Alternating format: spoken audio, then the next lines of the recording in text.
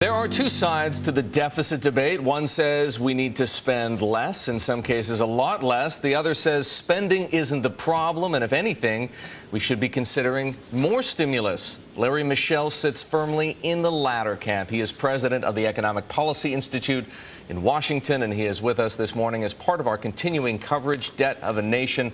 Larry, very good to have you. You're not only in that latter camp, you think it's positively ridiculous, some of the arguments that people make about unemployment insurance, how we can't afford it, Social Security, how we can't afford that, and taxes, whether we need to raise taxes or cut tax or eliminate tax cuts. Give me a bit of more of that outrage. Well, listen, we do have a very large deficit, but we have a very large deficit because we have a very large recession caused by a financial crisis and a housing bubble that burst. And the way we get out of this deficit is, in fact, to get the economy moving and creating jobs. So getting jobs going, getting the deficit under control are actually very complementary strategies. Funding unemployment insurance for $100 billion a year is a no-brainer.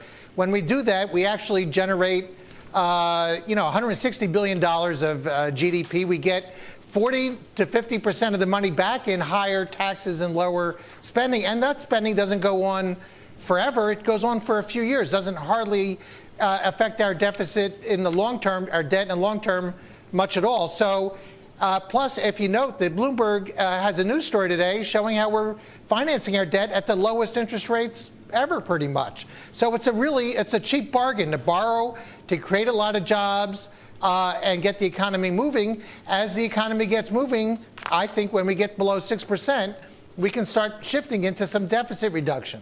So we need another 4 percentage points of improvement in the jobless rate before we should do something about the deficit. That may be quite a while from now. Well, that's the unfortunate thing, that we're in a really deep hole that this financial crisis put us in, and many people are hurting. This year, I estimate that a third of the workforce will be unemployed or underemployed at some point during the year. So people are hurting. The only way to really deal with this is, in fact, to increase demand and to get more jobs. Larry, you pointed out that the United States is borrowing at or near record lows when it comes to yields on Treasury bonds. But there are people who say that, too, will change. It wasn't that long ago that some European nations were borrowing at pretty attractive rates, and then all of a sudden we had a sovereign debt crisis. As you're well aware, there are those who say a sovereign debt crisis is going to come and visit the United States at some point unless we get our fiscal house in order. I guess they know better than the markets, huh? Well, what can you say? Well, you can always invoke those fears. Larry, in all fairness, you could have said the same thing about Spain or about Greece. Rewind the clock 18 months. But if you look at what's going to happen with our deficits, it's going to take a long while to get out of the recovery as we're projected. But the deficit's going to be cut in half in 4 or 5 years.